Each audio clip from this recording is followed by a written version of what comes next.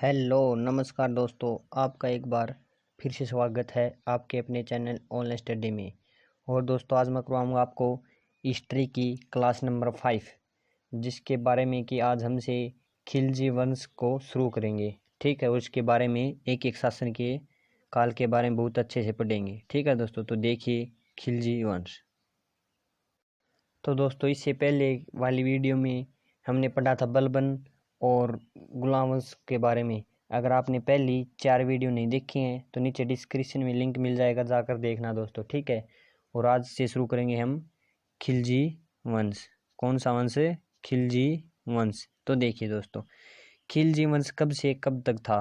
तो ये था 1290 से लेकर 1320 तक।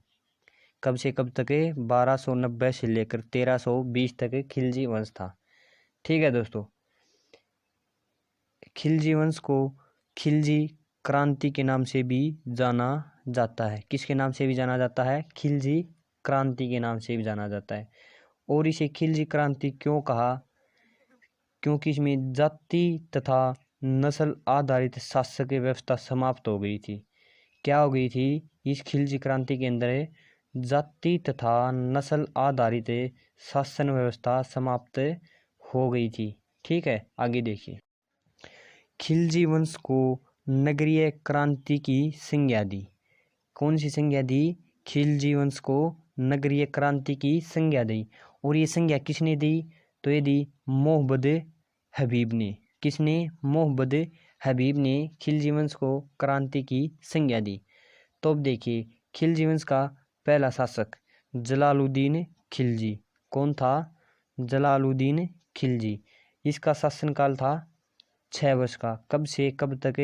1290 से लेकर 1296 तक। कितने वर्ष तक? 6 वर्ष तक। 1290 से लेकर 1296 वर्ष तक। अब देखिए, मैं इसके बारे में आपको एक एक पॉइंट क्लियर करवाऊंगा। तो पहला पॉइंट क्या था? जलालुद्दीन खिलजी एक का पहला पॉइंट देखिए, समाना का सूबेदार। जलालुद्दीन खिलजी कौन था? ये था समाना का सूबेदार था। कहाँ का सूबेदार था? समाना का सूबेदार। दूसरा पॉइंट देखिए, ये कौन से पद पर था? तो ये था सर ए जहादर के पद पर था। कौन से पद पर था? सर ए जहादर के पद पर। ठीक है, और इस पद का क्या अर्थ है? शाही अंगरक्षक। इस पद को क्या कहा जाता है? शाही अंगरक्षक। कौन सा अंगरक्षक है? शाही अंगरक्षक।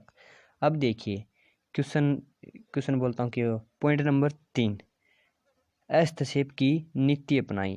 जलालुद्दीन खिलजी ने कौन सी नीति अपनाई? हस्तक्षेप की नीति अपनाई। कौन सी नीति अपनाई? हस्तक्षेप की नीति अपनाई। जैसे कि बलबन ने लौह रक्त की नीति अपनाई थी, इसी तरह जलालुद्दीन खिलजी ने कौन सी नीति अपनाई? हस्तक्षेप की नीति अपनाई। ठीक है, इसके चौथा पॉइंट देखिए, मंगोल आक्रमणों को दबाने के लिए प्रसिद्ध। ठीक है, जो जलालुद्दीन खिलजी था वो मंगोल आक्रमणों को दबाने के लिए प्रसिद्ध माना जाता था। क्या माना जाता था? मंगोल आक्रमणों को दबाने के लिए प्रसिद्ध माना जाता था। पॉइंट नंबर 5 देखिए, राज्याभिषेक। ठीक है, क्या देखिए? राज्याभिषेक। इसने अपना राज्याभिषेक कहाँ किया? तो इसने किया किल्लोखरी के अपूर्ण महल में। कौन से महल में? किल्लोखरी के अपूर्ण महल में। और ये किल्लोखरी का महल किसने बनवाया था?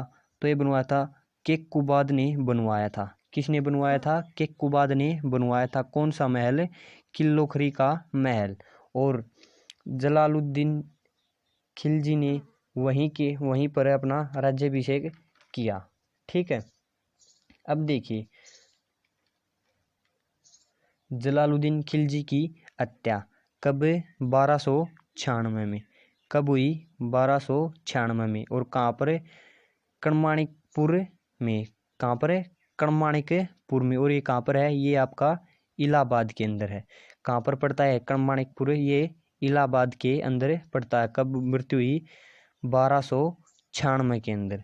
ठीक है, और किसने और इसकी हत्या किसने की, और इसकी हत्या की इसी के दामाद और भतीजे ने इसकी हत्या की थी। किसने, इसी के दामाद और भतीजे ने इसकी हत्या की थी। ठीक है, अलाउद्दीन खिलजी ने। किसने, अलाउद्दीन खिलजी ने इसकी हत्या की 1296 में। कहाँ पर, कणमाणिकपुर में। ये कणमाणिकपुर कहाँ पर पड़ता है, ये आपका इलाहाबाद के अंदर है। ठीक है, अब देखिए इसकी हत्या कर देते हैं। जलालुद्दीन की पत्नी को पता चलता है कि जलालुद्दीन की मृत्यु हो गई है। ठीक है, और उसकी पत्नी का क्या नाम था, मलिका ए जहाँ। क्या नाम था जलालुद्दीन की पत्नी का, मलिका ए जहाँ। इसको पता चलता है कि इसकी हत्या कर दी गई। ये अपने बेटे कदर खां को राजा बना देती है। किसको राजा बना देती है, अपने बेटे कदर खां को राजा के पद पर बिठा देती है। ठीक है, फिर क्या होता है, फिर यह देखती है कि अलाउद्दीन खिलजी इसकी तरफ आ रहा है और वह आते आते आ रहा है और जनता को धन बांटते हुए आगे बढ़ रहा है। इसकी पत्नी ने सोचा था कि जनता उसका विद्रोह करेगी, लेकिन जनता उसका विद्रोह नहीं कर रही है क्योंकि वह जनता को धन बांटते हुए आ रहा था। इसलिए मलिका हिजा अपने बेटे कदर खां को लेकर वहाँ से भाग जाती है। ठीक है, तब इसके बाद आपका अलाउद्दीन खिलजी का शासन शुरू हो जाता है। तो दोस्तों अलाउद्दीन खिलजी को हम इससे अगली वीडियो में पढ़ेंगे बहुत अच्छे तरीके से। ठीक है, अगर वीडियो पसंद आई हो तो लाइक करना, शेयर करना, सब्सक्राइब करना एंड कमेंट करके ज़रूर बताना कि वीडियो कैसी लगी। टेलीग्राम चैनल को ज्वाइन कर लेना, नीचे डिस्क्रिप्शन में लिंक मिल जाएगा, वहाँ पर आपको मैं PDF प्रोवाइड करवा दूँगा। ठीक है, धन्यवाद दोस्तों।